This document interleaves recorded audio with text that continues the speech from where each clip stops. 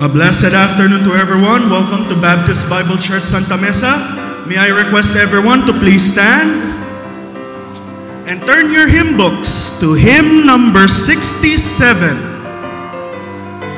Hymn number 67, we will sing the first two verses of At Calvary. Hymn number 67. On the first verse, ready, sing.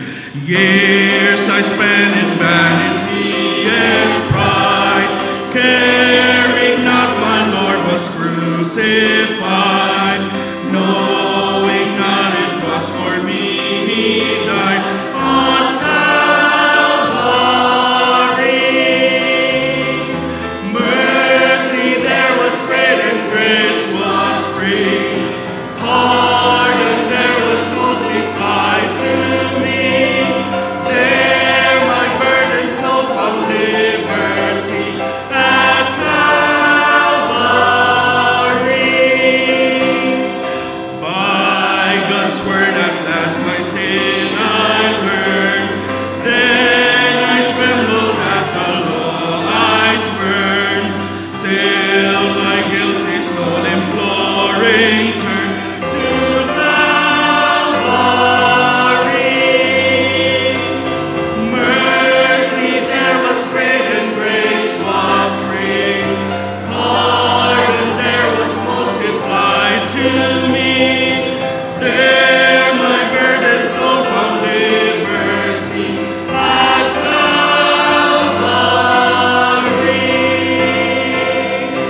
Amen. Please turn to hymn number 25.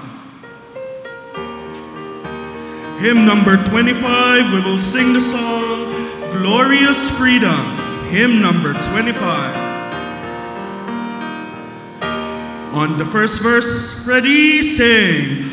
Once I was bound by sin's galling fetters, chained like a slave, I struggled in vain.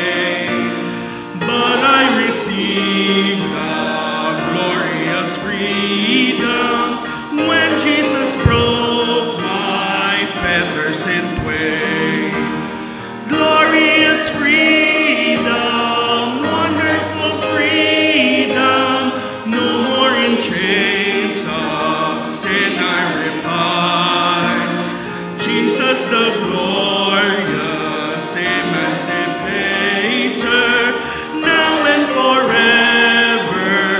he shall be mine. On the last verse, freedom from fear with all of its torments, freedom from care with all of its pain, freedom in Christ, my blessed Redeemer, he who has rent my fetters in twain. Glorious freedom, wonderful freedom, no more in chains of sin I repine.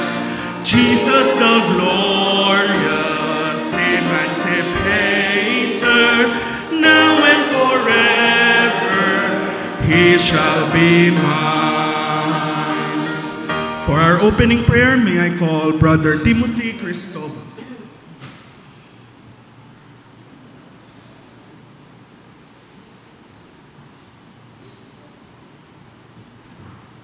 Let's bow our heads in prayer. Heavenly Father, thank you for this afternoon that you have provided us. We thank you for the presence of these people, Lord. And I pray, Lord, that may you bless the speaker of your word this day. And I pray, Lord, that may we learn more and more about you, Heavenly Father, that they will be done. And may you bless the voices of the choir, Lord, that will be singing for you later on. Thank you so much for everything, Lord. This I ask and pray in your mighty name, Jesus Christ. Amen. Please be seated as we listen to the choir.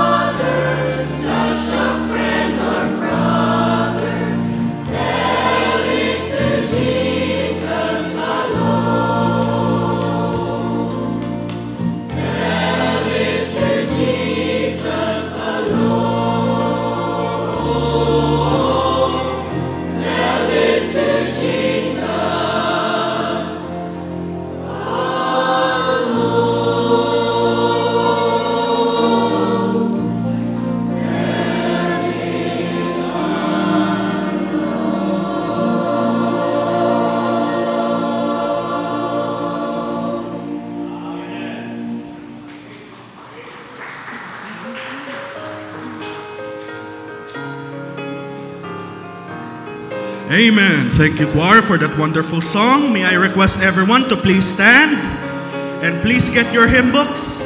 Turn to hymn number 193. Hymn number 193, we will sing the song, All the Way My Savior Leads Me.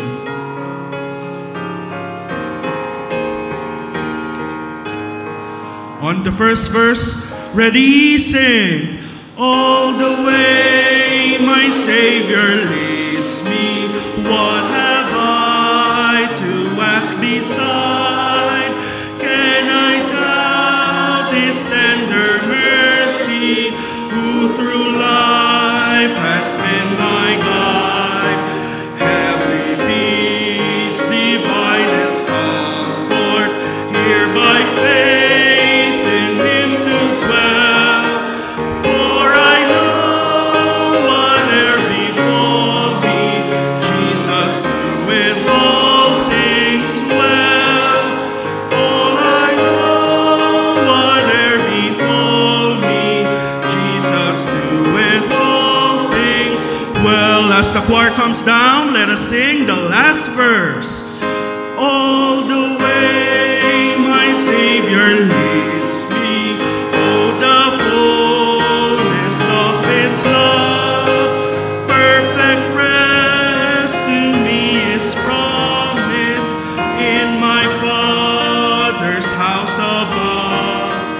When my spirit cloth immortal wings its flight through realms of day, this my song through endless ages, Jesus led me all the way.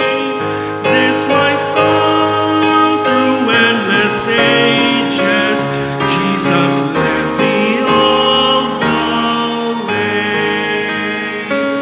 You may be seated.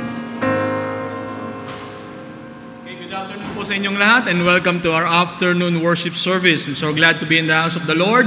Are you happy this afternoon? Amen. Have a good lunch and yung iba sa inyo nakasiesta. So ready tayo para po sa ating pagsamba sa ating Panginoon. Just a few reminders, don't forget our Wednesday prayer meetings, 7 o'clock po yan. It is a time that we pray, study the Word of God and pray for one another. As I always say, meron po tayong mga prayer list outside. You can get one and start praying because we are a praying church. We believe in the power of prayer. So yung mga prayers po doon na nandoon pa ay pinapanalangin natin and we praise the Lord for the prayers that God already answered and still we are praying that God will still have His will dun sa mga prayer po na nandoon pa sa list. If you're taking the reviewing for the board, if you're sick and everything, may mga kaibigan pa kayo, pamilya, we can also include that in our prayer list. Just write it in a piece of paper. Then also, kung gusto nyo, doon sa offering envelope natin, there's a portion there at doon sa cover, sa top uppermost part po, you can write the prayer request and we'll include it in our prayer list. And then also, yung pong ating mga ministries po na ginagawa. Sa Thursday po, yung visitation po natin, meron mga nagbabike, meron you can go on riding po. Basta nagbibisitation po tayo Thursday. So, by bike or by land, yan, by travel. Okay, so yun po, if you're available on that date, you can drop by here in church and you can go with Brother Aljade and Sister Merly. Okay, so yan po sila. And then also don't forget yung pong ating mga Saturdays po, yung ating pong good news class every Saturday as we minister to different kids, barangays and kids to be able to reach kids with the gospel. And just be here by 3 o'clock. And then yung pong ating ministries na iba, if you like to join the choir, already practicing for the cantata. And kung maging regular member lang po kayo so that you can be able to sing to the Lord. And then also yung pong mga magulang po, if you like to, your kids also would like to sing to the Lord this coming Christmas, the junior choir is already practicing po every Sunday po yan, 2 p.m. po downstairs. So if mayroon kayong mga kids and you like them to sing to the Lord this coming Christmas, you can approach Sister Grace. She's in charge with that. And then, don't forget our regular tithes and offerings. We praise the Lord for His goodness. And then also for our Faith Promise Giving. 70,000 po yan for every week so that we can be able to support missionaries, both foreign and local. And this afternoon, again, we have our missionary going to Guatemala. In a few while, we'll be able to listen to the Word of God that will be delivered by him. Our missionary for this week is the Manrique family going to Nepal. So let's continue to pray for them. As meron po mga prayer requests po dyan, so let's include them in our prayers. I always say, yung mga missionaries po natin, include nyo sila kung mahilig kayo mag-Facebook at makikita nyo kung ano yung mga ginagawa ng Panginoon sa kanya, pati yung mga local pastors po natin. Yesterday, Pastor Pilberto David celebrated his 61st birthday. He's a graduate of our school. I greeted him. So we praise the Lord for their faithfulness over the years. Topmost part ng Ilocos. Yan. So, praise the Lord for that. So, then also next Sunday will be our, one of the events here in October will be our Teacher's Day. So, those of you who are in the teaching profession, next Sunday po, we will be recognizing you. And then also yung mga students po, meron po kayong mga teachers na maimbitahan so that we can honor them. Nahihirap na maging teacher, no? Yung nanay ko, teacher po yun, yung nanay ko. For 28 years po, grade 1 ang tinuturuan sa Isaac Lopez Elementary School. Ngayon, yung malapit sa amin. At tinuruan niya yung mula yung anak, tas nagkaasawa, nagkaanak, nagkano.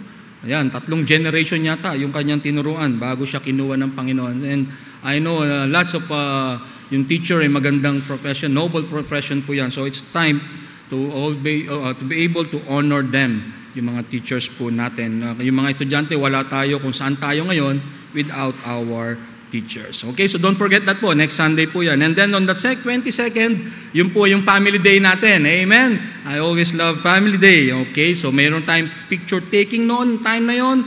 So invite all the family members kung nandito sila. At kung wala po kayong pamilya, you can bring someone with you. You have your church family with you. Yung mga kaibigan nyo rito, pakuha kayo. Yan ang inyong pamilya. You can also invite your office mates, your classmates, your friends. Sila yung magiging pamilya mo rito sa araw na yon as we celebrate Family Day. And it's an opportunity to be able to share the gospel. And if your family is not yet saved, one of the members of the family, ayun, pagkakataon po natin yan to be able to share God's word to them. Okay, so that will be an exciting time po. And then in the afternoon, we're going to have a family fellowship po. Okay, so we are right after the service, we'll have to wait to meet with the staff, to be able in the men to be able to talk our program for the family day. Okay, so right after the service po yan. Okay, do we have anyone visiting with us for the very first time? This is your first time to be at Baptist Bible Church. Meron po ba? This morning meron tayong I think 5 o 6 na mga visitors po. Ngayon pong hapon na ito, meron po ba sa ating kalagitnaan? Is this your first time to be at Baptist Bible Church? Second time po. Kung walang first time, second time, wala yan, third time. Okay, so it's always good to be in the house of the Lord and to see you faithfully attending church. Okay, let's all please stand up and let's sing our welcome song.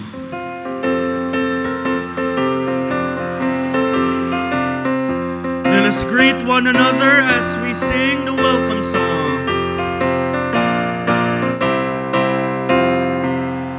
There's a welcome here, a welcome here. There's a Christian welcome here, hallelujah. There's a welcome here, a welcome here. There's a Christian welcome here. Ligaya ng buhay kung kilala mo si Kristo. Ligaya ng buhay kung siya'y manunubos mo. Babaguhin ang iyong buhay kung siya ay kakamtan. Ang maging kay Kristo ay unay na ligaya ng buhay. Please remain standing po as I call on the ushers for our afternoon tithes and offering.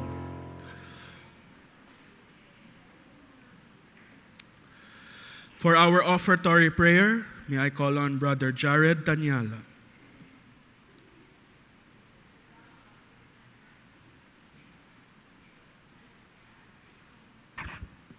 Let's pray. Lord, thank you for this afternoon, and thank you once again for giving us this opportunity to worship you. And we thank you, O Lord, for everyone who is here. We thank you, Lord, for their presence, and we thank you, Lord, also for their hearts. We ask of you, O Lord, that you would forgive us of our sins and please cleanse our hearts. And we pray to you once again, O Lord, that you would continue to bless the offering and the tithes giving. We do pray, O Lord, for the hearts and for the commitment and for the faithfulness, Lord, of all those who would give, Lord. We thank you for their willingness, Lord, and for their hearts, Lord, in giving. And we do pray as well, Lord, for all of these funds, Lord, and for the tithes, that it would be used for your glory and for the projects, Lord, of the church and everything that is needed here at church, Lord. We thank you again for tonight and for this afternoon, O Lord. In Jesus' name, amen. Please be seated as we listen to a special number to be rendered by Brother Alan Manalo.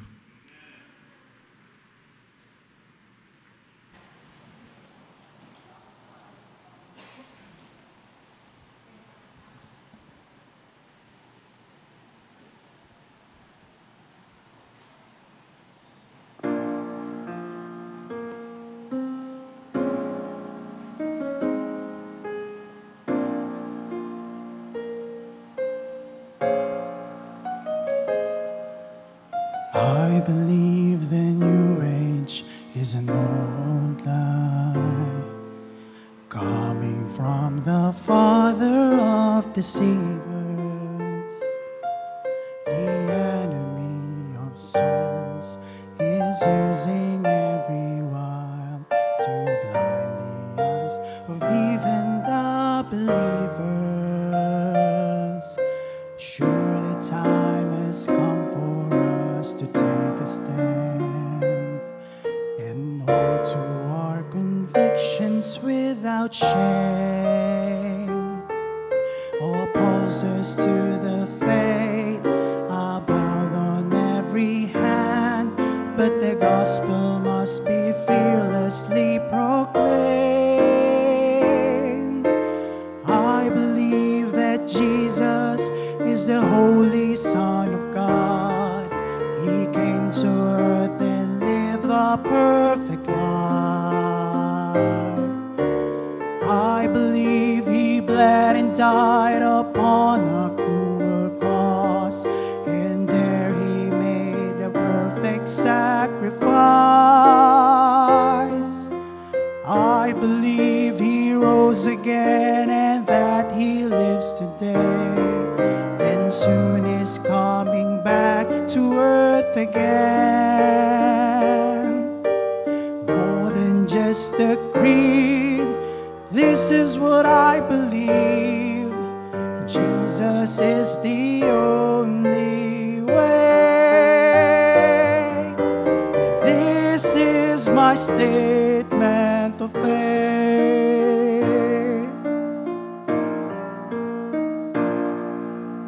I believe the Bible is the Word of God, given to the world to show the way.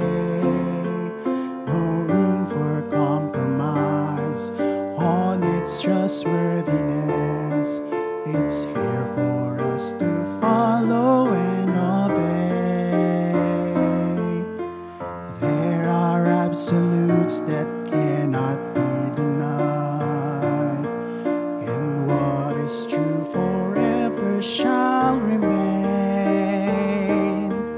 I made my choice to live for Christ the crucified, the living one who is the only way. I believe that Jesus is the Holy Son of God. He came to earth and lived a perfect life. I believe he bled and died upon the cruel cross, and there he made the perfect sacrifice. I believe he rose again and that he lives today, and soon is coming back to earth again. More than just a creed, this is what I believe: Jesus is the only way. This is my statement of faith.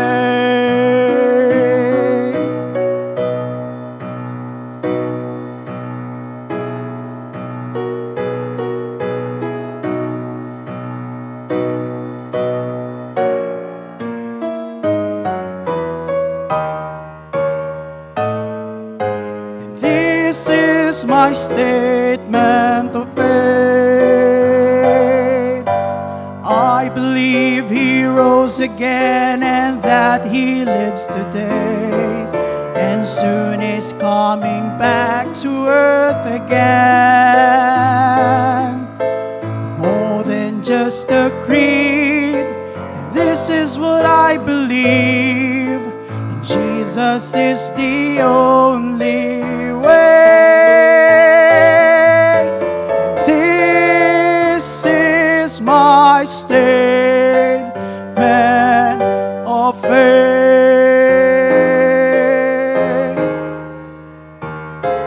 My statement of faith.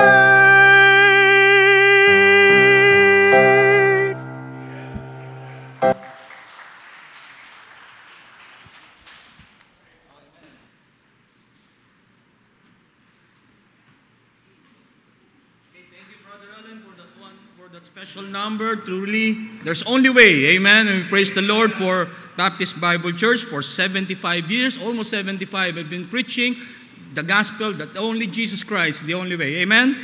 Amen. And this teaching should be brought to other places, and that is why we have missionaries and we are supporting them so that the gospel will be preached. Well, a speaker for this afternoon got saved when he was 10 years old. Through the ministry of Peninsula Bible Baptist Church in Lopez, Quezon. He enrolled in Bible school, graduated in Baptist Boys Bible Church, and then he started pioneer a church. For 12 years he was there, and then God called him to go, answer the call to go to Guatemala. And please continue to pray for him and his wife. He will be leaving right after our service. He will have a flight 12 midnight po ba, Pastor? Okay, so 12 midnight. So let's continue to pray for him as he goes to Guatemala. Siya lang po, yung misis niya maiiwan and the kids so that he can survey the area at paano ang entry, kasi ang sabi niya, wala pong embassy ang Guatemala dito sa Pilipinas, nasa Japan. So it's hard for process all the papers. So they are looking for other ways where their family can enter Guatemala. So let's all call again and let's welcome to our pulpit again, missionary Aaron Thornton.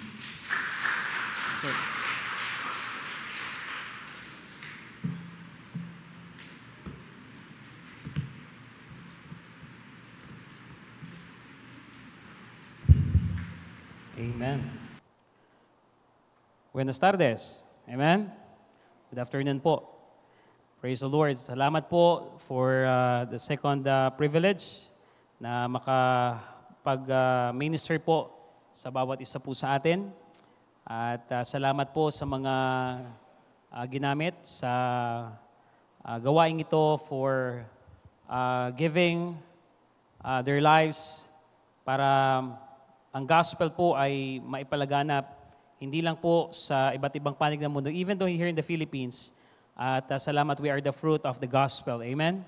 At salamat po sa Panginoon. At papasalamat po ako for this church dahil nagkaroon ako ng pagkakataon to share our burden. Pasama po kami sa panalangin that mamaya po we are moving to NAIA after the service para po makapag-prepare po kami o ako sa mga documents pa na kailangan and also sa pag-check-in po doon. At alam ko po, at salamat BBBC for being faithful partners for us. Amen? At your labor is not in vain. At salamat po sa inyong partnership dahil kayo po yung isa sa mga gagamitin ng Panginoon to fulfill the Great Commission. Amen? Sa province po namin, mayroon kaming tinatawag na Daloy Duyan. Pag sinabi pong Daloy Duyan, if you are in the province, pag wala kayong supply ng tubig, nasa mountains kayo, kailangan nyo ng supply ng water. So para magkaroon kayong supply ng water, kukuha kayo ng bamboo, i-half nyo po yun, tapos yung half of the bamboo, ilalagay nyo sa spring. Then, idudugtong nyo yung kabila hanggang sa makarating sa bahay ninyo. Okay, unlimited water po yun. Okay, walang nawasa sa bundok eh. Ang tawag po namin doon, Daloy Duyan. Okay, kailangan natin ng mga churches na maging Daloy Duyan upang ang ebanghelyo makarating sa different part of the world. Amen? And thank you, BBC, for being a Daloy Duyan for many missionaries around the globe. Dahil for your partnership, ay na-fulfill natin yung Great Commission. Amen? At salamat po for being faithful at your labor is not in vain in the Lord. Tayo po itumayang lahat, mga kapatid, at bumasa po tayo ng talata ngayon pong hapon at gusto ko pong dalhin sa inyo sa aklat po ng Romans chapter 10. Please open your Bible in Romans chapter 10, verse 14 hanggang verse 15. Romans chapter 10, verse 14 and 15. So, sabay-sabay po nating basahin. Please read with me in verse 14 ng chapter 10 ng Romans hanggang verse 15. Okay, kung nandiyan na po kayo, say amen. Okay, basahin po natin lang sabay-sabay. In verse 14, ready, read. How then shall they call on him in whom they have not believed? And how shall they believe in him of whom they have not heard? And how shall they hear without a preacher? And how shall they preach except they be sent? As it is written, how beautiful are the feet of them that preach the gospel of peace and bring glad tidings of good things. So tayo po yung manalangin, dakilang Diyos, maraming salamat po for this opportunity to minister God's people here at BBBC. Thank you for the salvations that we have through the Lord Jesus Christ. Thank you for your grace and mercy. And thank you for the Word of God that used to us to understand the salvations that we have. Thank you for the faith na meron kami, Panginoon, na tinatayuan. Salamat po sa mensahe ng awit. At this is not only a creed, ito yung nais niyo po, Panginoon, naming ipamuhay. At ngayon, as believers, gamitin niyo po kami to fulfill the Great Commission by preaching the gospel and by partnering together with the other missionaries around the globe. And also the message, Lord, maging blessing po, Panginoon, ang message mo ngayong hapon. At kayo, Panginoon, siyang magpala, Panginoon, sa bawat isa po sa amin. At sa iyo po namin pinagkakatiwalang lahat. In Jesus' name we pray. Amen and amen. Kayo po yung makakaupo na. Marami pong salamat. Ang ating pag-uusapan po ngayong hapon ay meron pong pamagat na, if it's not you, who? Amen? Kung hindi ikaw, sino? Tanungin mo nga yung katabi mo, kung hindi ikaw, sino? Okay. Kung hindi ikaw, sino? Yeah. To fulfill the Great Commission, alam natin, mga kapatid, walang ibang pwedeng gamitin kundi tayong mga ligtas. Amen? Hindi naman pwedeng mga kulto ang gamitin, bagamat nakikita natin, the cults are spreading. Sila yung napakarami nila, napakabilis nilang dumami, but the problem is, they bear the wrong gospel of salvation, right? So ngayon, mga kapatid, I remember, naalala ko yung isang story na mayroong isang church na burden sa isang country na kailangan talaga ng mga missionary.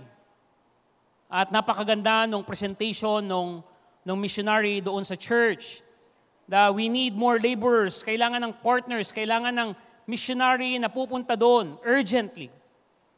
So sabi ng pastor, okay, narinig natin yung presentation ni missionary. Meron ba dito na willing magsuko ng buhay para tumuwang sa gawain doon sa bansang yon? So umabot na po ng 30 minutes, wala pong nagre-respond. So sabi ng pastor, anong magandang gawin para magkaroon ng response ang mga tao? So sabi niya, ganito na lang, kumuha yung pastor ng feather, yung balahibo. At sabi niya, kung sino ang puntahan itong feather na ito, yun yung ipagpipray natin na isugo doon. Bagamat hindi naman ganun yung paraan natin. No? So, hinipan po ng pastor yung feather. At umikot yung feather hanggang mapunta sa likod. At mamaya yung feather, pagdating sa likod, umakyat na naman uli pataas, pumunta sa kanan. At mamaya, umakyat na naman yung feather, pumunta naman sa kaliwa. Isang oras na po yung feather, mga kapatid, na paikot-ikot. Okay? At hinihintay ng pastor na may babaan yung feather. At alin yung mga kapatid, hanggang ngayon hindi pa rin bumababa. Hanggang ngayon hindi pa rin bumababa. So ngayon mga kapatid, it's a good question in us, if it's not you, who? Dito po sa Romans mga kapatid, makikita natin na ito po yung napakagandang katanungan na dapat nating itanong sa ating sarili. Kasi kung babalik rin natin mga kapatid, we are praying that someone to be saved, right? For 74 years of this church, matagal na tayo nagpipray na maraming maligtas sa buong panig ng mundo. Pero mga kapatid, it will never happen unless na mayroon pong mag-respond. Amen? Sabi dito mga kapatid, kung walang magpipreach, walang makakapakinig. At kung walang makikinig, paano sila makikinig kung walang mangangaral sa kanila? Kaya dito, napakagandang hamon sa atin mga kapatid, how they shall call on Him in whom they not believe. And how shall they believe in Him in whom they not heard? Kailangan meron silang mapakinggan. And how shall they hear without a preacher? We need a preacher that we need to be sent there for them to preach the gospel, for them to hear and believe. Kaya dito mga kapatid, this verse, the Spirit of Christ is the Spirit of mission. Do you believe in that? The Spirit of Christ is the Spirit of mission. And the nearer we get to Him, the more intensely missionary we must become. Do you believe in that? Kasi mga kapatid, if you have the Spirit of Christ in your life, the Spirit of Christ is Spirit of mission. It means mga kapatid, it is not hard for you to understand mission if Christ is in your life. Because that is the Spirit of Christ. Kaya nga, the more we get to Him, the more intensely missionary we must become. And those words, these verses, are convicting words to us this afternoon because they challenge the reality of our relationship with the Lord. Kaya mga kapatid, mission or loving for soul is another gauge how you love the Lord. Amen? Kasi mga kapatid, madali lang sabihin, I love the Lord. Pero mga kapatid, if you gauge it in this kind of engagement sa ating buhay, ano yung sukat ng ating pag-ibig sa Panginoon? Kaya nga, it challenged our involvement in mission because our interest in mission is the reflection of how we close Jesus really us. So ngayon mga kapatid, if you are really close to the Lord, it is impossible for you to love mission. Amen po ba? It is impossible to give in mission. Because the intensity of our interest in mission is a measuring stick of where I am spiritual. Because alam natin mga kapatid, the definition of being spiritual mga kapatid is you are depending on the leading of the Holy Spirit. Hindi pwedeng mga kapatid that you are spiritual and you are living in sin. It will never happen. Are you with me? Hindi pwedeng mga kapatid, you are spiritual, you are not faithful in the church. Hindi pwedeng mga kapatid, you are spiritual mga kapatid, you are not participating in different kind of the ministry of the church. Kaya mga kapatid, this interest in mission is a measuring stick of where I am spiritual. Kaya nga ngayong hapon, do you care about mission? Amen? Do you care about mission? Do you have a great interest in world evangelization? Because this question, each of you should be carefully and honestly asked, because how you answer them is a volume about the depths of our relationship with the Lord. Kasi mga kapatid, it is easy for us to sit here Sunday and after Sunday but not involved from the great task of the world evangelization. You can sit there, you can attend, but it is hard for us to participate in this world evangelization. Kaya nga mga kapatid, ngayon titingnan po natin that the mission is the mandate that involves each of us that knows that the Lord Jesus as a personal Savior. Kaya nga in another book, look at your Bible in Mark chapter 16, please. In Mark chapter 16, verse 14 and 18, we will see here sa Mark chapter 16, verse 14 and 18. Sabi po dito mga kapatid, in Mark chapter 16, afterward he appeared to 11 as they sat and meat and upbraided them which their unbelief and hardness of heart, because they believed not them which has seen him after he was risen. And he said unto them, Go ye into all the world and preach the gospel to every creature. He that believeth and baptized shall be saved, but he that believeth not shall be damned. And this sign shall follow them that believe. In my name shall they cast out devils, they shall speak with new tongues, they shall take up serpents, and if they drink any deadly things, it shall not hurt them. They shall lay hands on the sick, and they shall recover. So then after the Lord had spoken them, he was received up into heaven and sat on the right hand of God. And in this verse, mga kapatid, we have been looking at Mark's account of what he called the Great Commission. So we began looking at the word all the world, mga kapatid. It means we thought about the motives of mission. The motive is all the world, not some, but the whole world. When we look about the word preach the gospel, we thought about the message of mission. There's no other message that we need to give but only the gospel. Amen? Only the gospel. All missionary, ito lang po yung dala natin, the gospel. And ngayon mga kapatid, if you turn and focus on the word go ye, and thinks about the mandate of mission.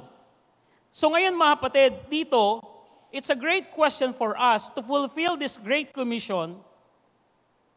If it's not you, who?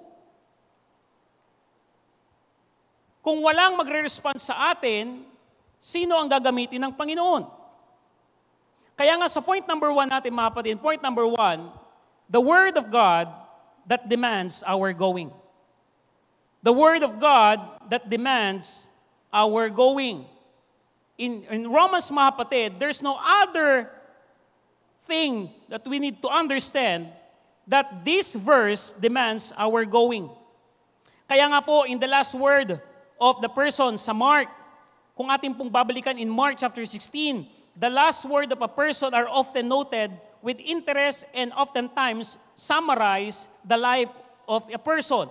Kumbaga mga kapatid, do you believe yung pagmamamatay na, ang tawag dito, yung last will, di ba? Mahalaga po 'yan. Pag po ang tao ay mamamatay na, lahat ng kanyang sasabihin ay kailangang i-considered mo. I remember doon sa news, kung nabalitaan niyo po 'yon, isa sa mga province na yung kanyang tatay ay namatay at ang kanyang request, pag daw siya ililibing, dapat daw patayo, hindi pahiga. Okay? Dapat pa ganyan. Kasi, siyempre, bago siya mamatay, yun ang bilin niya. Sabi niya, tay, bakit pa ganito? Hindi pahiga. Kasi daw, gusto niya kapag siya ililibing, pa ganyan, tapos hindi daw lubog. Dapat yung kalahati lang ang nakalubog. Sabi niya, bakit kalahati lang? Para daw tuwing November o tuwing yung araw ng mga patay, ay pag daw dumaan yung mga legs, ay makikita pa rin daw niya. Okay, kasi chick boy nga yung lolo eh. So ginawa ho nila yun, totoo. Nilibing paganyan, siya lang yung puntod na nakalibing paganyan, tapos kalahati lang ang lubog. Kasi natatakot sila na pag hindi nila sinunod, baka multuhin daw sila nung kanilang mahal sa buhay. Pero this mga kapatid, this Mark chapter 16, is the last word of the Lord Jesus before He ascended to heaven. It is a very important thing we need to consider. Because mga kapatid, it was last word spoken just before He went back to heaven. Kaya nga tinawag itong Great Commission. And it demands that we as a church, as a Christian, we must be a mission-minded and mission-hearted. Are you agreeing that? Amen? Hindi lang tayo maging mission-minded but also mission-hearted also.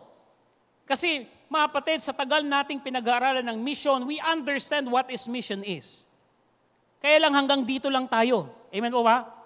Minsan mahirap umabot hanggang dito. Hanggang ngayon mga kapatid, naiintindihan natin pero wala tayong respond doon sa Great Commission na ibinigay sa atin ng Panginoon. Alam natin mga kapatid, yes, it is the need of a church. But we must not only to be a mission-minded but also mission-hearted. Because mission, it is not a supplemental part of who we are and what we do. But it is a fundamental part. Are you agreeing that? Amen? Mission is not a supplemental part, but it is a fundamental part. Kaya nga binanggit, this is a great commission. It is not a great request. It is not a great recommendation. It is not a great suggestion. Great commission is a great command. Amen? It is a command of God that we need to fulfill. Kaya dito mga kapatid, every members of a church must fulfill the Great Commission in any means and anyhow. Kaya look with the closer at this command that Jesus gave. Kaya po dito makikita natin, sabi ng Panginoon, the what of the command is to go. Kaya commanded is to go into all the world and preach the gospel to every creature. Kaya nga kung obserbahan yung mga kapatid, alisin mo ang go sa God, it is nothing. Amen? Alisin mo ang go sa gospel, it is nothing. So what does it mean, mga kapatid? It means, mga kapatid, we cannot serve God without going. Amen? If you want to serve God, you must go. Amen? It is easy for us to say, I want to serve the Lord. If you are not going, it is nothing. It is nothing. Alisin mo ang go sa gospel, it is nothing. It means, mga kapatid, we cannot preach the gospel without going. So we must go, mga kapatid. We must to go out and preach the gospel. Because this is our call. This is our command. Amen? Kaya nga obedience to this command starts with understanding that God wants the whole world to hear the gospel. There is not one man or woman na hindi naging bunga ng ebanghelyo. Meron po ba ditong naligtas na hindi po nakapakinig ng gospel? I think wala. Tama po ba? Meron po ba dito pagkagising na lang, sabi niya, save na ako kasi nanaginip ako eh. Hindi ho tayo kulto para magsabi ng ganyan. Amen? Wala ho dito mga kapatid na naintindihan ang kaligtasan na hindi nabahagian ng gospel. Amen? So it means mga kapatid, we need also to let the gospel must be heard by going. God demands it. Dahil wala mga kapatid. Kaya nga, nung ako po ay tinawag ng Panginoon, that is I was in 10th year of my pastoring, doon po sa pioneering work sa Plaridel, Quezon. Sabi ko, Lord, did I need to leave this church? Pareho lang din naman yung gagawin ko sa foreign field. Sabi ko, Lord, I'm not sure kung talagang ako ba ay fit na tawagin ako sa foreign land. Sabi ko, Lord, bigyan mo muna ako ng 2 years to prepare. Kasi hindi po madaling iwan yung gawain. Kasi syempre, pag ikay nag-pioneering work, yung 10 taon ng pagsisimula mo, dun palang mga kapatid nakaka-take off yung gawain. Pag ikay nag-pioneering work, yung mga tinanim mong mga binhi, doon pa lang nag-sprung up yung seed na iyong itinanim sa puso ng mga tao. Yung mga high school, magka-college na, yung college, mag-graduate na, yung mga magiging professional na, yung mga professional, ginagamit na ng Panginoon. Yun yung hindi ko na makikita at hindi ko na mai-enjoy kapag ako'y umalis doon sa pioneering work. Sabi ko, Lord, hindi mo na ba ipapakita itong mga bagay na ito na aking pinagpagalan para sa iyong gawain? Pero Lord, kung tinawag mo talaga ako, give me 2 years to prepare my family, my wife, and I also, and your church, dahil hindi naman ganun kadaling umalis. So sa 2 taon na yan, ikinonfirm ko muna kung talagang tinawag ako ng Panginoon. Pero sa totoo lang, excuse ko lang yon. And that 2 years, mga kapatid, humingi ako ng mga provisions ng Panginoon. Sabi ko, Lord, okay, kung talagang tinawag mo ako, sinong papalit sa akin? Kung walang papalit galing sa loob na member, I will not go. Ay alam ko namang walang papalit. So that's my excuse. But God used it as a confirmation. So habang nagtuturo yung preacher ko, nakasama ko for almost 6 years, umiiyak na ako. Lumuluhan ako kasi siya yung binibigay sa akin ng Panginoon na papalit sa akin. And during that time, after 2 years, graduating sa seminary. He was fit. He was ready. Sabi ko, Lord, talaga bang pinapaalis niyo po ako? Kasi ang una kong excuse, sino yung papalit sa akin na galing sa loob? At siya yung fit na pwedeng pumalit sa akin during the time. So after the service, kinausap ko siya. Sabi ko, Brad, God is calling me sa foreign mission. Pero sabi ko, let's pray together. Pag-pray lang muna natin. After 2 years, pagka-graduate mo sa seminary, if you want to start a work outside, you go and I will stay. Pero kung ang leading ng Panginoon sa iyo ay mag-stay ka dito, then I will go. So nag-pray kami for almost 2 years. Hindi alam ng misis ko, hindi alam ng pastor ko, hindi alam ng congregation. Just nag-pray lang kami. Balik na naman po ako sa church, so winning dito, plano dito. Pero mga kapatid, yung panawagan still there. Ayokong umalis, pero yung panawagan ng Diyos ay nananatili sa aking puso. Sabi ko, Lord, ba't hindi mo inaalis? Ba't nandun pa rin? Gigisingin ako ng Panginoon in the middle of the night, dadalhin ako sa mga verses na tutukoy sa akin na you need to respond in God's call. You need to fulfill what you vow to the Lord. Sabi ko, Lord, kaya ko ba? Pangalawang excuse ko, Lord, kung aalis po ko, wala pa kaming property. During the time, nag-rent lang po kami ng property for almost 10 years. Sabi ko, Lord, kung aalis po ko, how about yung mga anak mo? Andito lang sila. Iiwan ko sila ng gantong situation. Sabi ko, Lord, kung magpo-provide ka ng property for us, sige Lord, aalis na talaga ako. That's my second excuse. Kasi alam ko talagang hindi kami makakabili ng property kasi 50,000 lang ang hawak namin sa aming fund. So during our Bible study, yung aming bagong Bible study, sabi niya, Pastor, kaya nga sabi ko, meron po kaming property doon sa likod ng bahay namin. Parang ayaw ko nang ipatuloy sa kanya eh. Sabi niya, Pastor, baka gusto niyong bilhin, 330 square meter, 495,000 lang. Sabi ko, Brad, wala kaming pera, 50,000 lang yung hawak namin. Sabi niya, Pastor, okay na yan. I-down mo na po yan. Sabi ko, wala kaming pang monthly dyan. Sabi niya, ganito na lang, Pastor. Pag dinown nyo na yan, yung matitira, bayaran nyo siya within 2 years. Huwag na kayong mag-monthly, basta within 2 years, bayaran nyo.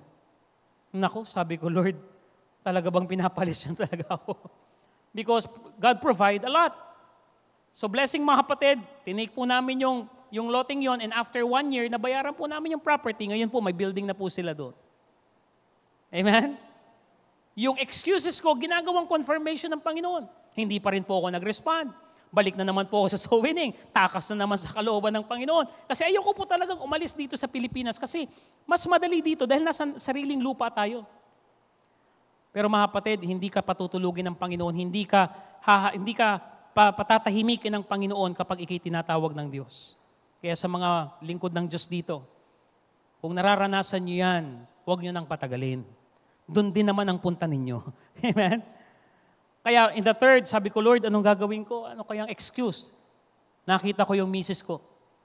Teka, sabi ko, Lord, parang hindi sasama yung misis ko ha. Sabi ko, Lord, pag hindi sumama po ang aking asawa at hindi nag-respond, Lord, hindi po ko aalis. Alam ko rin hindi magre-respond yung wife ko kasi nga, yung wife ko po ay nakita niya yung hirap ng pagsisimula.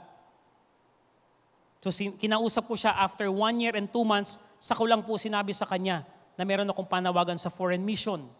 Umiiyak lang po siya, yung misis ko, at sabi ko, Lord, amen. Parang hindi po siya sasama. Sabi ko sa kanya, sa misis ko, okay, take your time, just pray. Pero alam ko, hindi siya sasama eh. Pero after 2 months of praying, nag-respond siya. Umiiyak siya, sabi sa akin, Dad, sino ba naman ako para humadlang sa panawagan mo? Kung saan ka pumunta, doon din kami pupunta. Hindi ako nagsasalita. Sabi ng misis ko, parang hindi ka masaya. Sabi ko, hindi, masaya naman ako. Masaya naman ako. Kaya lang ayaw kong i-accept dahil nga, third confirmation na eh. Ay, third excuse ko na rin. Yung misis ko, kung yung misis ko hindi naman tinawag, willing tumanggap sa panawagan ng Diyos, ako pa kaya na tinatawag ng Panginoon? Sabi ko, Lord, I will give up. I'll give up.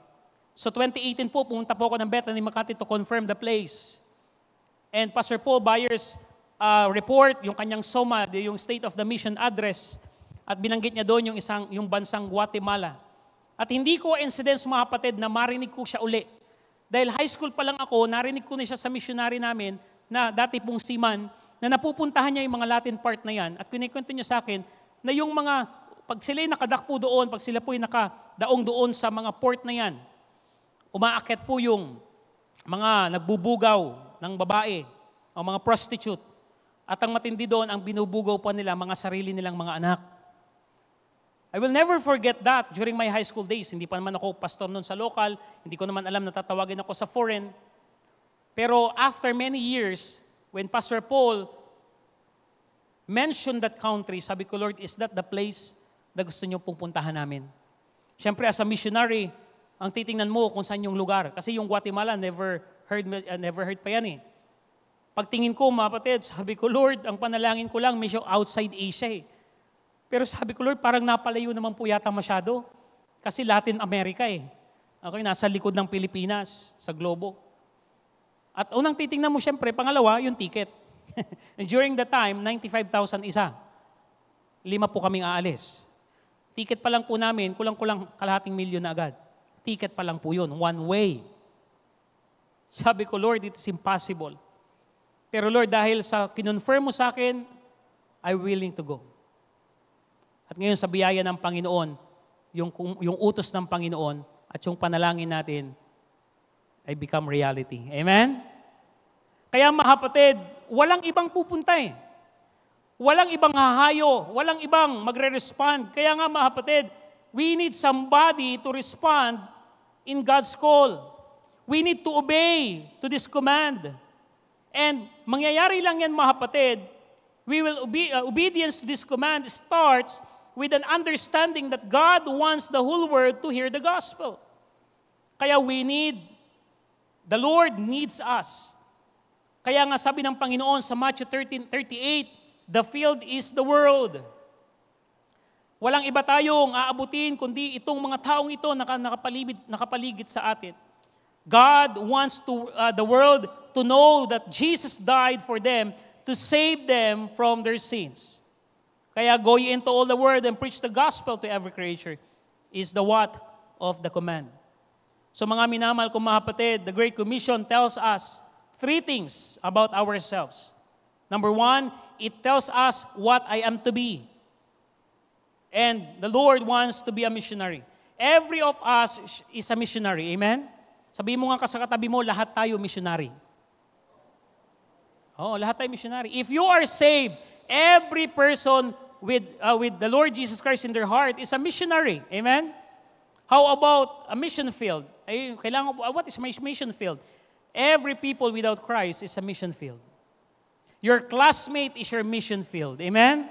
Your co-laborers is your mission field. Your family is your mission field. Your co-office mate is your mission field. Every people na nakapaligid sa iyo is your mission field as a missionary of the Lord. Amen? You don't need to wait na ikaw muna ay pumunta sa ibang bansa katulad namin para maging missionary. Lahat tayo, if you are truly saved, you are a missionary. Amen? At lahat ng katabi mo, lahat ng mga nakakasalamuha mo, every day is your mission field. Kaya mga kapatid, it tells us what I am to be.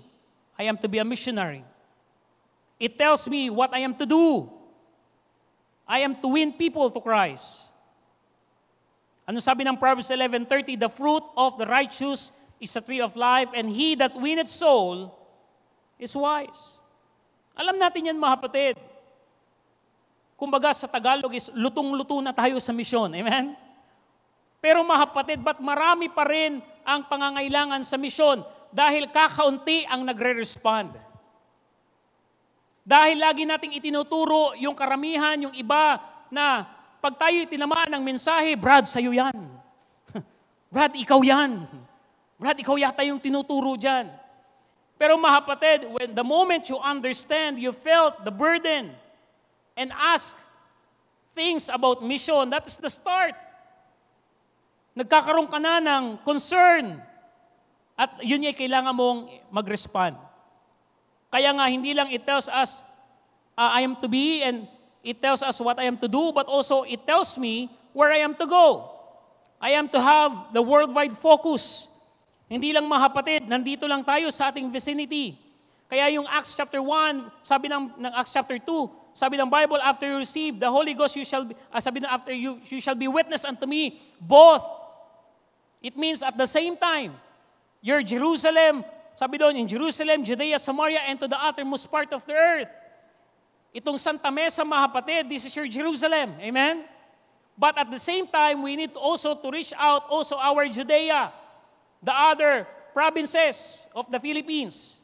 That's why we partner together with the local missionaries, amen, to fulfill the Great Commission. Not only that, mga kapatid, it is also our responsibility, our Samaria, the Luzon, Visayas, and Mindanao. That is also the reason why we pray for the local missionary in different region. And how about to the uttermost part of the earth? We need the foreign missionaries to fulfill the Great Commission. Amen?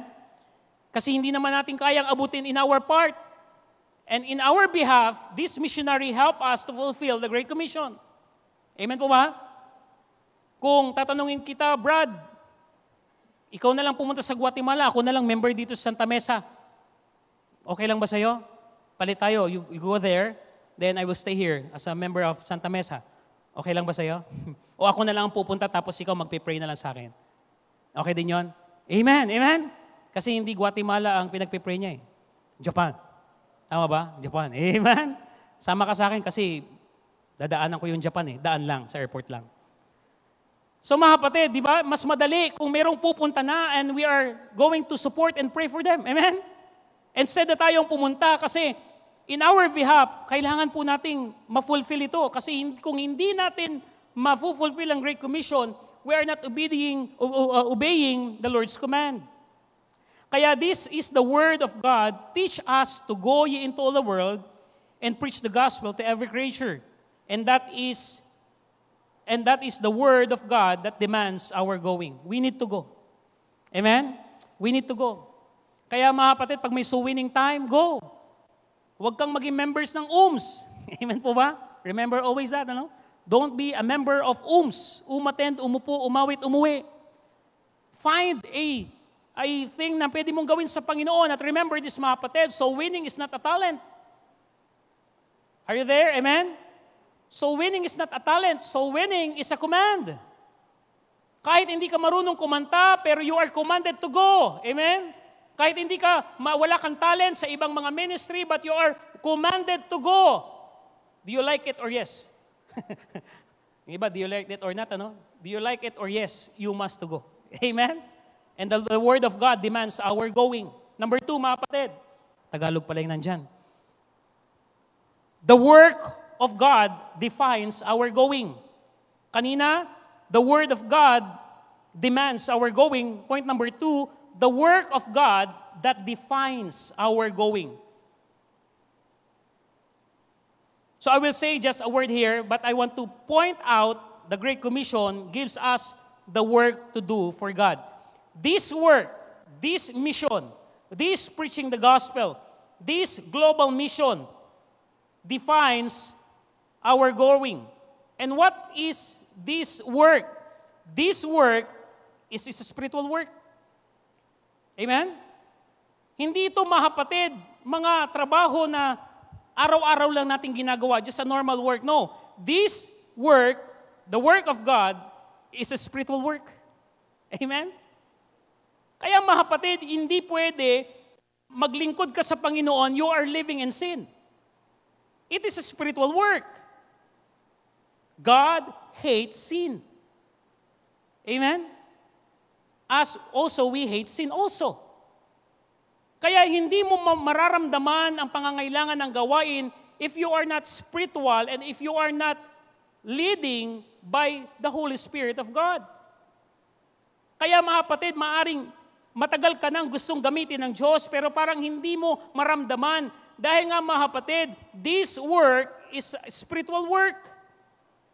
Hindi pwede you are living in carnality tapos gagamitin ka ng Panginoon sa gawain ng Diyos. It will never happen. Amen po ba? Yes, pwede mong dayain ang tao, kaya mong dayain ang pastor. I remember, bago ako mag-respond sa Bible school, nung ako po ay, kasi graduate po ako ng ACE ng grade 6. So alam naman natin yung orientation ng Christian school, ay wala kaming high school. Lumabas ako ng secular. Pero yun ang naging dilema ng buhay ko kasi doon po ako unti-unting nawala sa kalooban ng Diyos. Third year high school, fourth year high school, napasama pa ako sa mga, diyan ako natutong magbarkada, manligaw ng unbeliever, gumawa ng iba't ibang gawain. Sa kabila ng ako ay may mga ministry sa church. Dahil nga hindi pa ako rooted and grounded sa salita ng Diyos, napasama po ako sa mga manunugtog pa ng banda, pastor. Dumadayo po kami, tapos tumutugtog po kami sa mga bar. Hindi alam ng pastor ko, hindi alam ng tatay ko. Tuesday night, nasa bar po kami niyan. Tapos Wednesday night, song leader pa ako sa church. Yung ginagawa, ganun ko po sinaktan ng Panginoon. Friday night, Saturday night, nasa bar po kami niyan kasi mas malaki ang kita diyan kasi nakaka-3 sets po kami diyan ng tugtugan hanggang madaling araw. Tapos Sunday, choir member pa ako. Tapos, naglilid pa ako ng mga young people during the time. In spite na ginagawa ko yung mga ganong mga bagay. Pero mga kapatid, hindi ako naging worthy sa harap ng Panginoon. That year, yung 2 years na yan, pinangihinayangan ko at lahat ng ginawa kong yun ay sunog sa Panginoon. Why? Kasi hindi natin pwedeng itago yung ating kasalanan sa mga spiritual na bagay. Your sin will find you out. Amen? Hello church, are you there? Pwede natin gawin yan. Pero mga kapatid, the Bible is very clear, you cannot serve two masters between God and Mammon. You hate the one or love the one. Because the work of God is a spiritual work. It is the work we do for God, not for men. This work is distinct and unique to any work we can do. Sa mga secular work, pwede kang magtrabaho kahit paimbabaw eh. Tama po ba? Kahit napipilitan ka lang kasi pag hindi ka nagtrabaho, wala kang sweldo. Tama po ba? Pero pag spiritual work, mga kapatid, kahit walang sweldo, magtatrabaho. Walang na-amen ah. Amen po ba? Kahit hindi ka mapuri, hindi ka mapansin, magtatrabaho ka because it's spiritual work. Hindi ka naglilingkod sa tao kundi sa Diyos. Amen po ba? Pero kapag mga kapatid, gusto mo lagi yung applause ng tao, gusto mo lagi yung recognition ng tao, pagdating mo sa langit, wala ka ng reward, nakuha mo na sa lupa. Kaya maraming mga members na kapag hindi sila pinuri, hindi sila appreciate, hindi nagtatagal sa ministry. They never understand that the work of God is spiritual work. The Lord will reward us, hindi dito sa lupa, lalong-lalo na dun yun sa langit. Kung meron mang pagpapala dito sa lupa, it is a consolation. Amen po ba? Kung bigyan man tayo ng material things because of our labor sa Panginoon, praise the Lord! It is a consolation of God, pero mga kapatid, alam natin lahat ng ating ginagawa ay nagko-convert doon ng reward sa langit. And someday, lahat ng ating i-receive, ibabalik din natin sa Panginoon. Amen po ba? Kaya nga, our labor is not in vain to the Lord. Kaya naalala ko yung isang worker sa church, gusto niya laging ma-please siya. Kaya ang ginawa niya para mapuri siya ng pastor, minap niya yung sahig ng church. Eh syempre yung church papunta sa office, nadadaanan. So sabi niya, pakikintabing ko to para pagdaan ni pastor, mapansin naman ako. So dumating yung pastor, sabi niya, Pastor, good morning po. Dire-diretso yung pastor papuntang office. Sabi niya, sumama yung loob ng miyembro, sabi niya, pambihira naman. Ang ganda-ganda nung pagmamap ko. Di man lang ako na-appreciate. Sabi niya, next Sunday, pakikintabing ko pa to. Ginawa niya, ginamuitan na niyang bunot. Bunot talaga, maghapon. Sabi, pag hindi pa man to napansin ni pastor, ewan ko na lang. Kinabukasan, good morning pastor. Dire-diretso yung pastor. Sabi niya, pambira talaga. Si pastor manhid. Di mo lang napansin yung aking ginawa pag magdamag akong nagmubunot nito. Sabi niya, huling-huli na to. Pag hindi pa rin magkukwit na ako. Ginamitan na niya yung machine, yung ginaganyan. Yan. Maghapon magdamag, talagang hindi niya tinigilan. At pag pastor, sa sobrang kintab, pagdaan ng pastor, nahadulas, sabi ng pastor, abang kintab nito ha. Brad, ayos to ha. Okay, good job, good job. Sabi niya, kung kailangan pa madulas para mapansin mo ako, buti nga. Diba? Mga kapatid, hindi natin kailangan lagi yung recognition ng tao eh. Amen?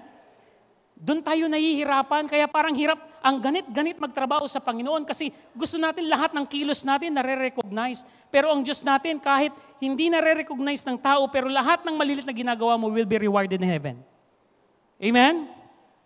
Because it is spiritual work. Kaya nga ito'y very unique eh. Dito mga kapatid, yung sweldo mo, pag nagastos mo, wala na. Di ba? Kasi yung mga pinagtatrabahuhan natin, pag maganda ang iyong respond, trabaho, okay. Pero pag hindi ka na napapakinabangan, you will never remember again.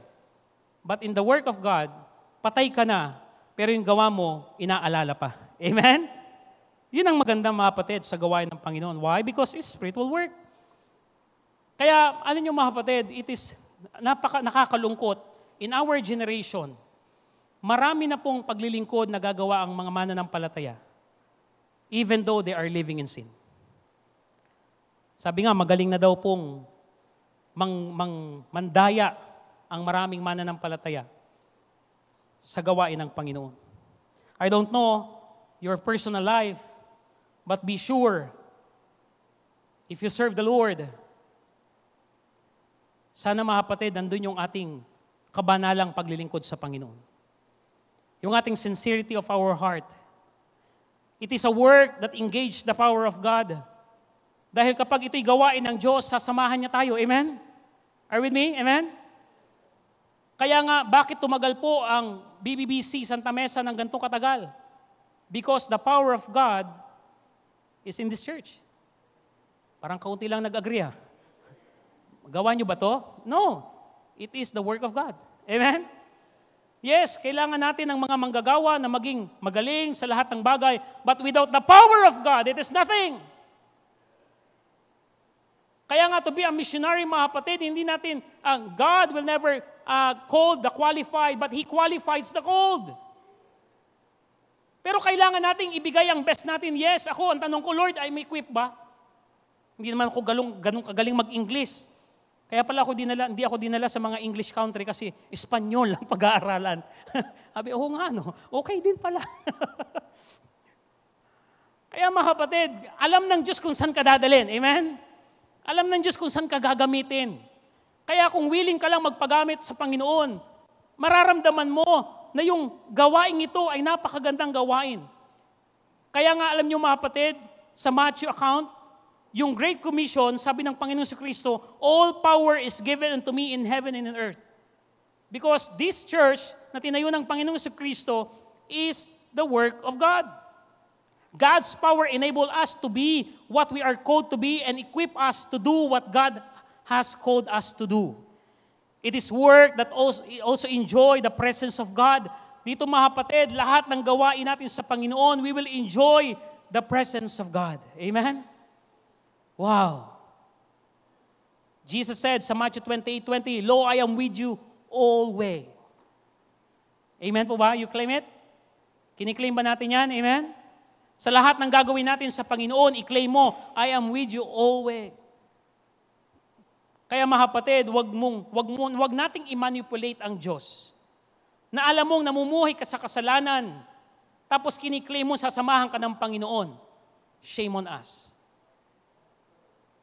Don't manipulate God. Ay, nagsisimba naman ako. Tapos pag uwi natin, after days, balik na naman tayo sa carnality at sa mga bagay na hindi kalooban ng Panginoon. Don't claim na ang Panginoon sasama sa atin if we are living in sin. Marami sa ating mga kapatid, mayroong mga pet sin. Alam niyo yung pet sin? Mga kasalanang inaalagaan. Ikaw lang at ang Diyos ang nakakaalam. Na hindi mo maiwan-iwan dahil ayaw mong bitawan. At inaalagaan mo yung kasalanang yon at darating yung panahon, yan ang kakain sa'yo para alisin ka sa kalooban ng Panginoon. Amen po ba? Dito mga kapatid, it is a spiritual work. It is the work that will enjoy the presence of God. This is not a work that we done alone. He goes with us as we go. Do you claim that? Amen? Hindi tayo nag-iisa. Amen? Kasama natin ang Panginoon. Kaya nga sa amin pong paglalakbay as a missionary, wala kaming ibang inaasahan kundi ang presensya ng Panginoon. Ibang laban ng mga kapatid when you are in the foreign field. Dito mga kapatid, nung ako po ay nag-start ng local mission, pag walang bigas, isang tawag lang, Nay, baka may bigas ka dyan, uwi ako. Totoo po yan. Nung ako nag-start, Nay, baka meron dyang pahiram muna. Pagdating sa Guatemala, mga kapatid, mahirap po yun. Nay, may bigas ka ba dyan? Padala mo naman. Ipa-courier. Ano bang padala sa ibang bansa? GRS ba yun? Mahirap na ipa-GRS ang bigas. It's different thing. And it's different battle. Pero mga kapatid, as long as God is with you, amen? You will never be afraid. Hindi lang po ito spiritual work, but also this work that God defines our going, it is a serious work. It is a serious work. Kaya mga kapatid, lahat ba tayo seryoso dito? Siyempre naman. Hindi ka naman siguro babalik dito kung hindi ka seryoso eh. Amen po ba? Hindi ka naman magpapabalik kung hindi ka seryoso. Hindi ka naman mag-i-involve sa ministry kung hindi ka seryoso. Kaya mga kapatid, this work needs people who are serious to serve the Lord.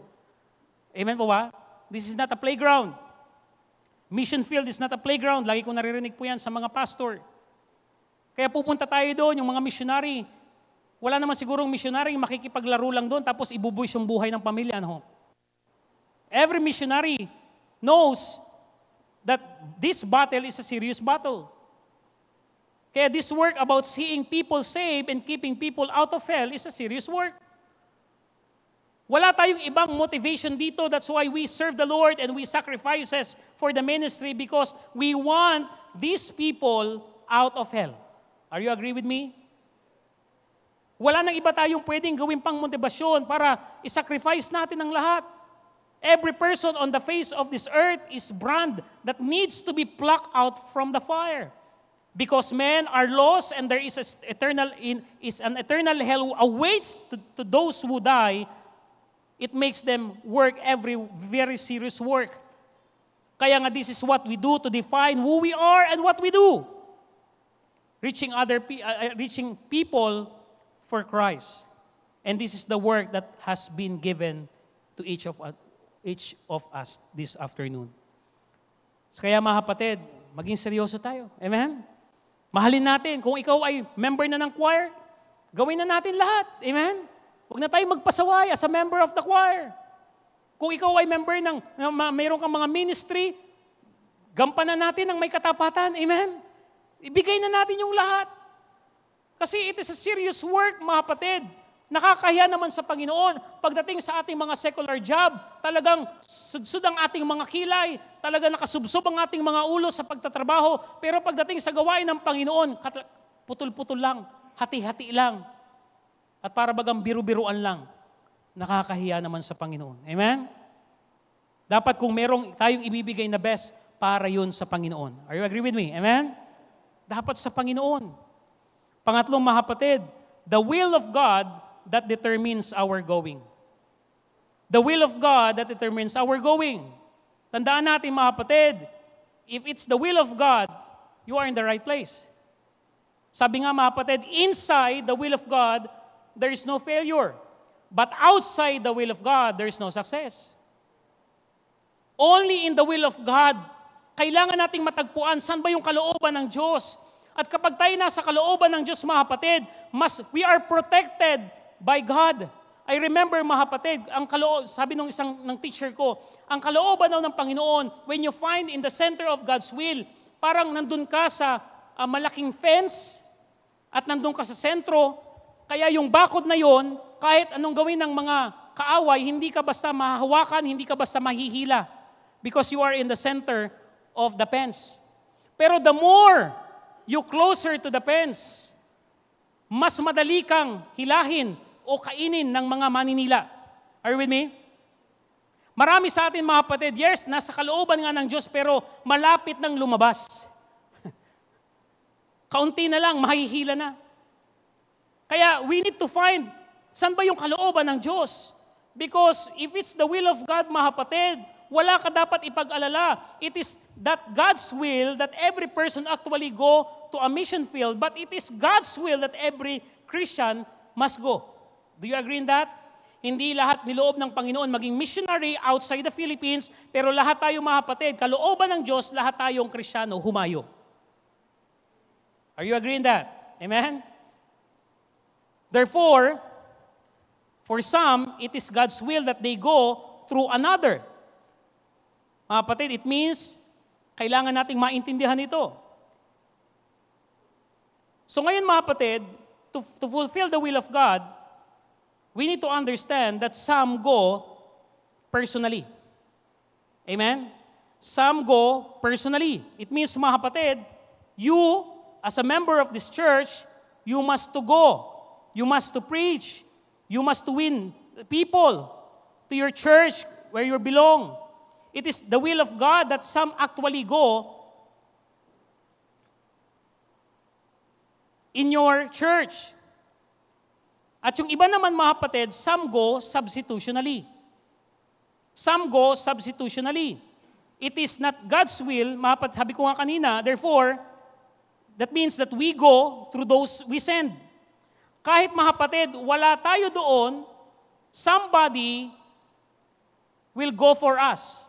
Kaya nga yung Romans 10:14 and 15, itong mga isusugong ito, kahit sila lang ang pupunta doon in our behalf, parang kasama rin tayo. Because some go substitutionally. Kaya nga missionary must be sent, and they are sent through the giving of the people of God who have not actually been sent. Ngayon, kung hindi ikaw ang hahayo, pwede kang magbigay para makasama niya doon sa kanyang paghayo. Kaya yung Philippians chapter 4, verse 19, paborito natin yan na po. But my God shall supply all your needs. Kung titingnan niyo po ang context nan, it's about mission. Kasi binanggit ni Paul na itong mga Philippian church, they are poor, pero sila po ay nagbigay pa rin sa ministry ni Paul even though na hindi sila kasama, nagpadala sila ng tulong. At sabi ni Paul, kahit kayo ay wala na pero nagbigay pa rin kayo, pero huwag kayong mag-alala because my God shall supply all your needs. Amen? Kasi hindi niya kasama si Paul, hindi sila kasama ni Paul, pero because of their giving and prayer in their behalf, kasama nila. Ito, through ministry ni Apostle Paul. Kaya nga, mga kapatid, napakasarap na kahit nandito kayo sa Santa Mesa, you are representing of all missionary you supported in different country. And praise the Lord for that. Are you happy for that? Amen? One day, may magpapasalamat sa inyo. Sabi niya, nihaw. Inihaw, sabi nila. Sabihin doon sa langit, gracias, Senyor. Sabi niya, wala naman kaming naakay ng mga Espanyol, but magpapasalamat sila. Because you support sa mga missionary nasa Latin America, yung mga missionary nakapunta doon, nakapag-akay ng kaluluwa, hindi, mga kapatid, lingid sa langit, na bahagi po ang Santa Mesa sa pag-aakay sa kanila. Amen? Mga kapatid, napakasarap na investment yan. Kasi mga kapatid, some go substitutionally. Kaya nga your prayer, mga kapatid, is a kind of helping substitutionally. Kaya yung inyong pong panalangin, malaking tulong po sa amin. Amen? Salamat po sa inyong panalangin. Praise the Lord. Amen? Thank you very much.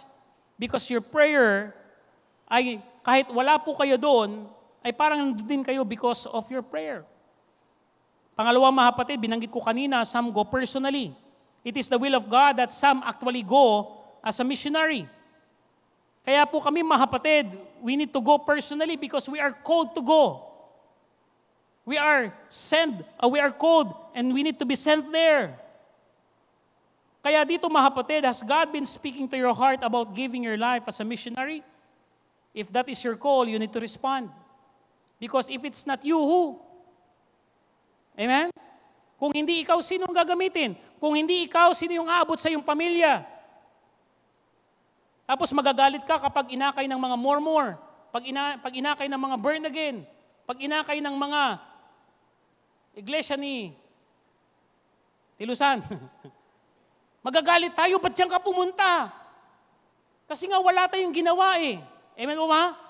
Hindi natin sila dinala sa tamang pananampalataya dahil walang ibang gagamitin upang maakay natin sila kundi tayo. Amen? No other one. Because if it's not you, who? Kasi tayo yung kinakausap dito ng Panginoon. Kaya nga, the existence of thousands of people groups that were without the gospel,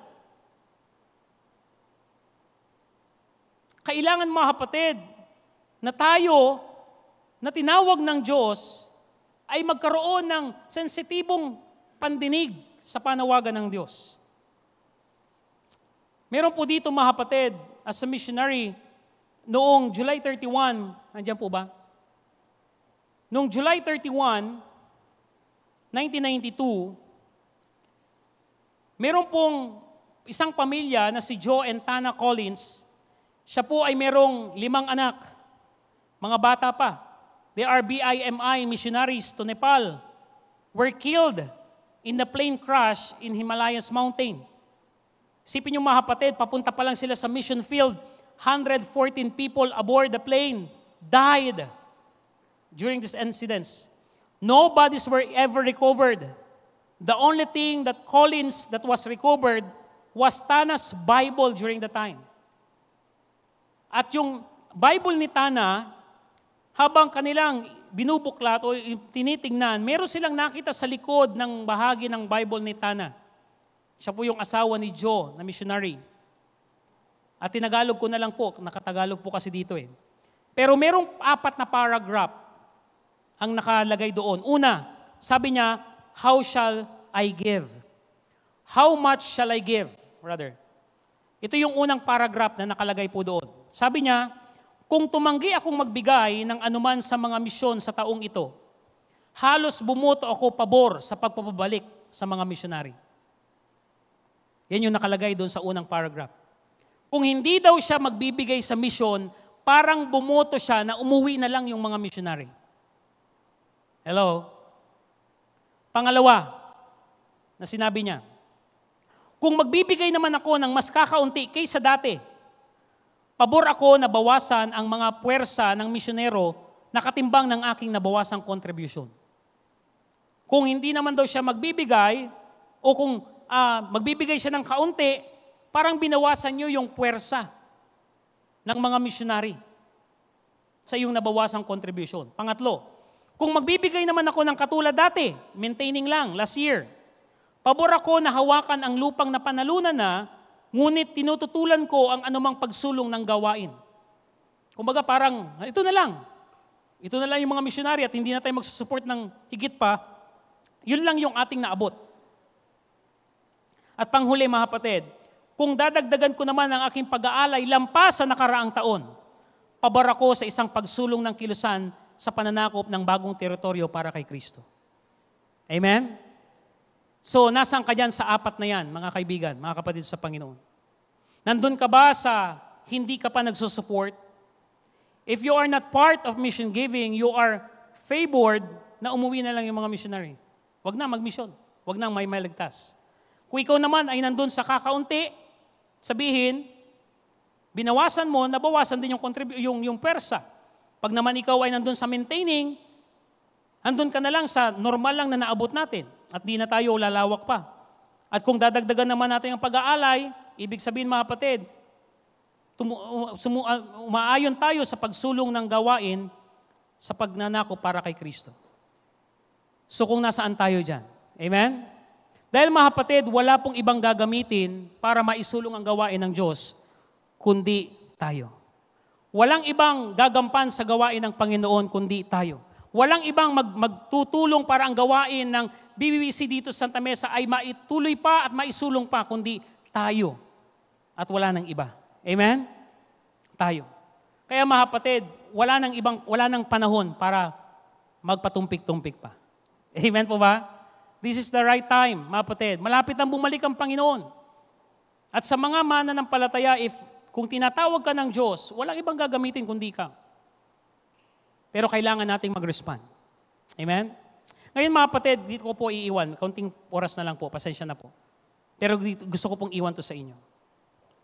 Kung bubuhayin tayo ng Panginoon ng 60 years, hindi mo ba alam kung nakakaunti lang yan? Okay? Bigyan ko lang po kayo ng counting illustration. If God gave you 60 years to live, buo itong illustration ito mga kapatid, ito yung dahilan kung ba't ako nag-respond. Nung nag-birthday ako ng ika-30th birthday ko, sabi ko, Lord, kung bibigyan mo ko ng 30 years, gusto kong gamitin ko yung natitira kong 30 years, higit pa sa ginagawa ko ngayon.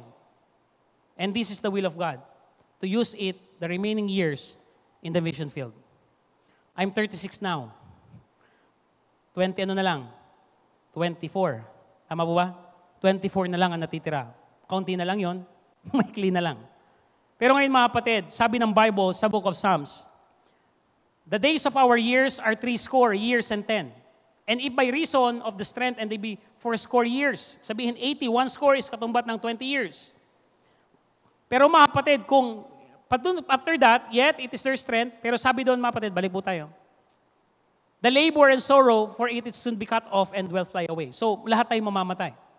Kaya kung 60 years above o 80 years above, biyaya na ng Panginoon yan. Amen? Pero subukan natin mga kapatid, compute ito sa 60 years. Kung bibigyan ka ng Diyos ng 60 years, alam mo ba kung saan mo ginagamit yan? Okay, una. Sige po, sleeping. Sino pong natutulog dito? Taas ang kamay. Okay, kakagising nyo nga lang po eh. Amen. Kaya totoo talagang natutulog ho kayo. Sinong natutulog? Taas ang kamay. Okay. So, kung ikaw ay natutulog, ibig sabihin, ayon sa mga doctors, kung may mga doctors, kung tama ba ako mali, 8 hours a day ang kailangan. Tama po ba? Recommended sleep ng isang tao ay 8 hours a day. Kaway-kaway naman dyan sa mga wala ng tulog. 8 hours a day. Pero mga kapatid, for us to energize for the whole work. Ngayon mga kapatid, kung 8 hours a day ka tutulog, next, computein natin sa ganito. 8 hours times 30 days, times 1 year, 12 months, times 60, kung mabubuhay ka ng 60 years. Ang katumbas niya mga kapatid, 172,800 hours tulog ka, i-divide mo yan sa 8,640, yan yung kabuuang tulog sa loob ng 60 years. Kabuuang hours sa loob ng 60 years. I-divide mo siya. Okay, next po. Ibig sabihin, next po. Next. You consume 56 hours a week, 240 hours a month, 2,880 hours sa loob ng 60 years, you consume 170,880.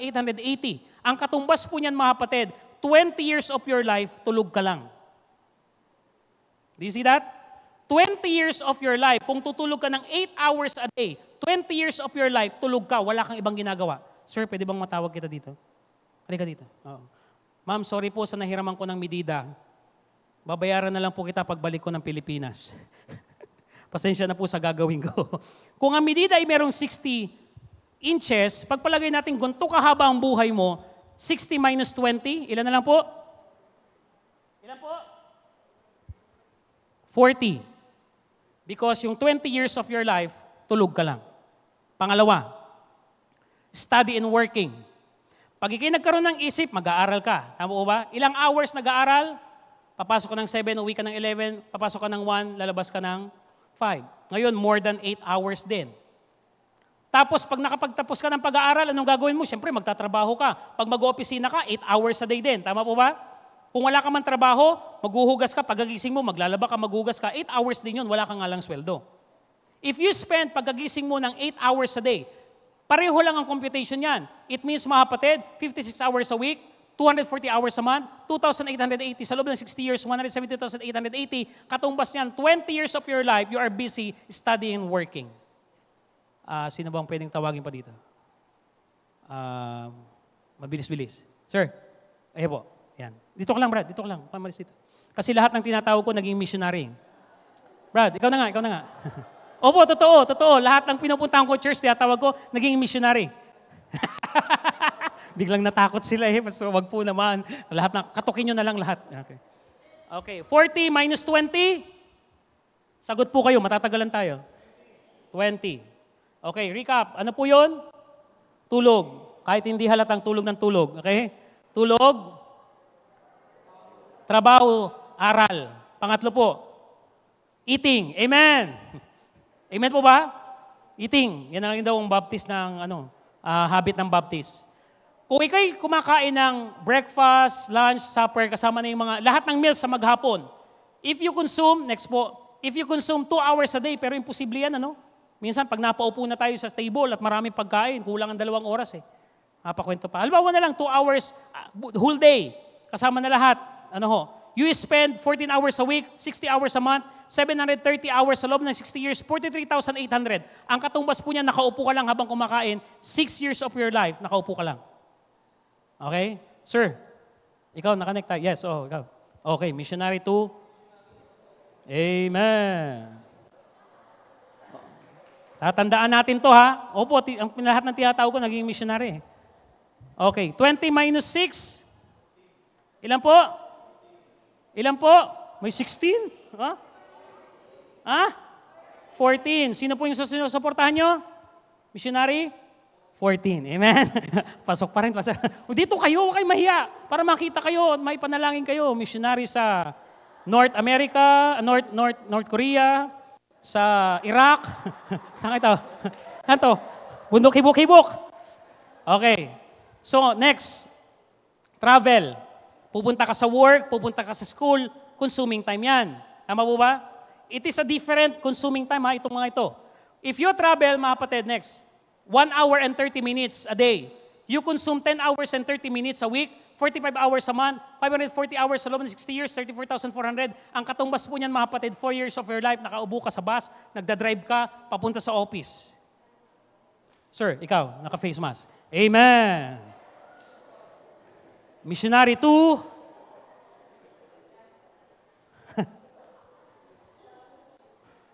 Okay. So, 14 minus 4? 10. Ito. Okay, recap. Ano po siya? Doon sa dulo. Ano po ito?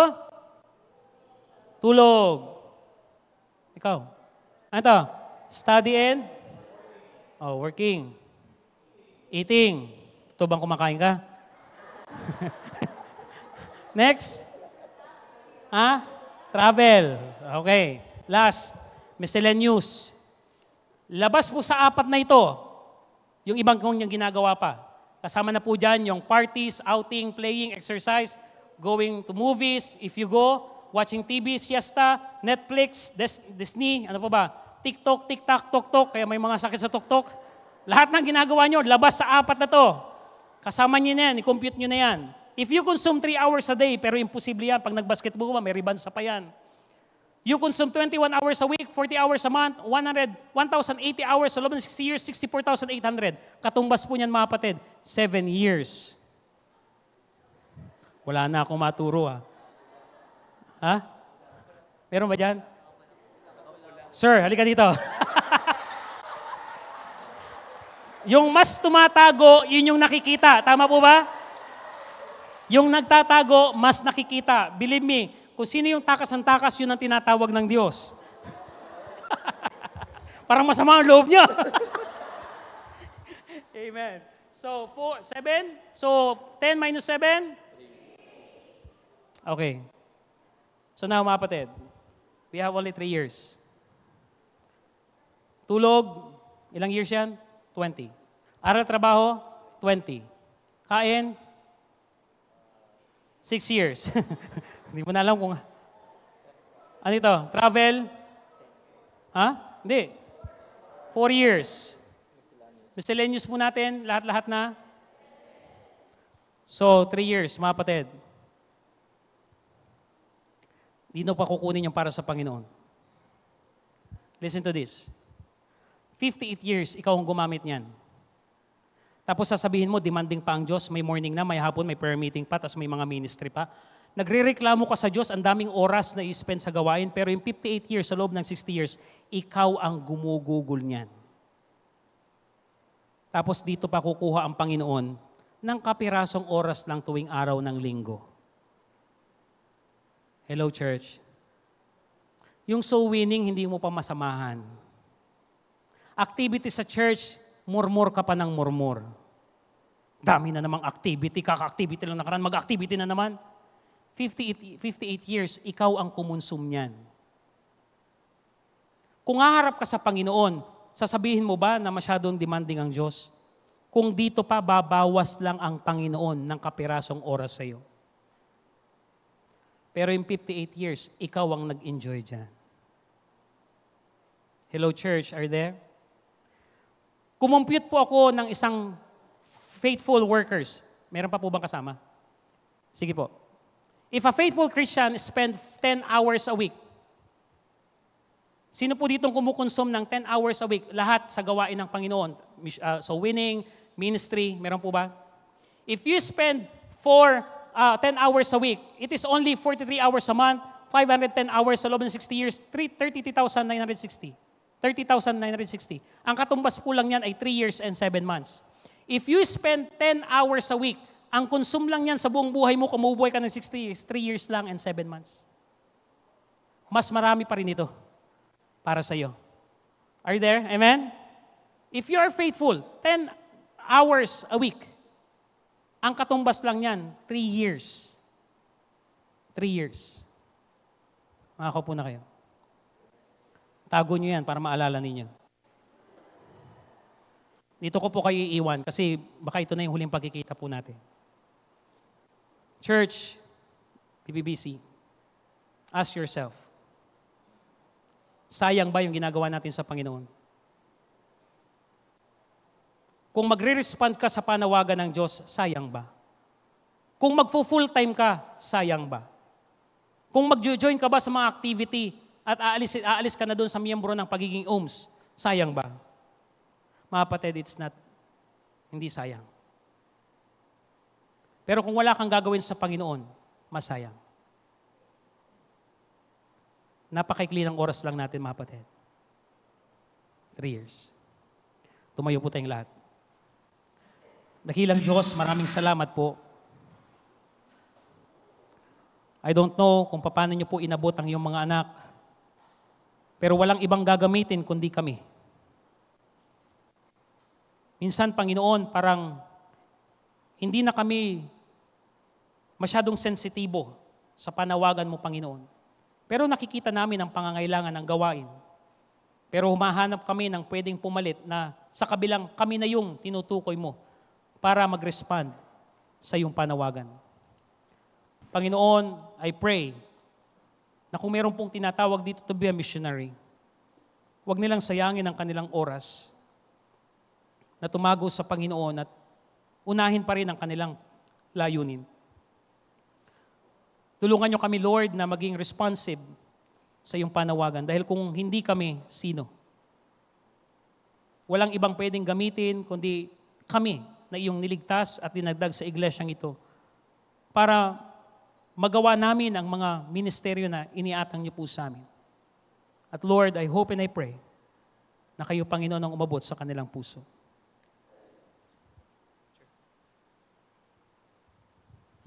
Okay, habang lahat po tayo ay nakayuko at nakapikit. As we have our invitation this afternoon, maybe if you are listening, if you are here, you're listening online, maybe you are not yet saved. For the reason why we have our missions is that for us to be able to preach the gospel, that God sent His only begotten Son to pay for a full penalty for our sin, that whosoever shall call upon the name of the Lord shall be saved. Maybe you are here and you do not know Jesus Christ as your personal Lord and Savior. Maybe it's right time to make that decision. Call upon Him and He will give you eternal life, forgiveness of sin, and you will be assured of heaven. Would you come? If you are listening online, maybe God has spoken to you. Maybe you can type there that you like to accept the Lord as His Lord and Savior. You come as the Lord leads you. Maybe you are here, you are not involved in missions giving. Maybe the Lord has somehow talked to you. Maybe it's high time for you to give what you have promised to the Lord. Maybe you have promised Him for a long time. You have not been fulfilling that promise. A vow is still a vow. Maybe it's time right now you can come and again renew your vow to the Lord and be faithful in giving to missions. Maybe you are here and you have been not serving the Lord the way you should be. Remember that only 3 years and 7 months of your life will be spent. Would you come and dedicate your life to the Lord? Maybe God is calling you to full-time service. Maybe this is the time to answer that call.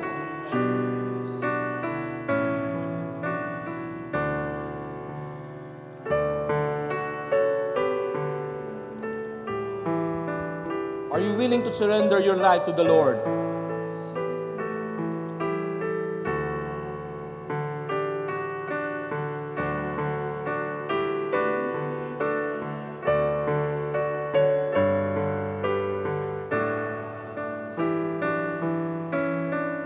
One more stanza and we'll end this invitation.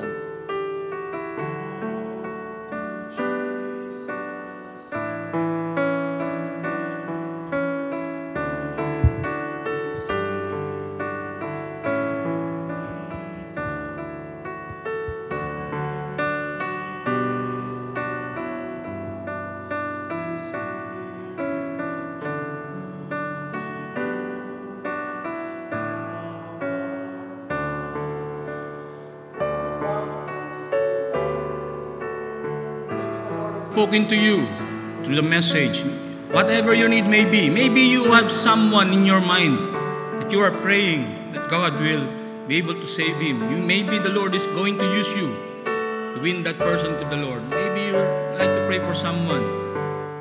Would you come? Would you come? Okay, thank you very much. Please be seated. Are you blessed? Amen. I would like to call our missionary.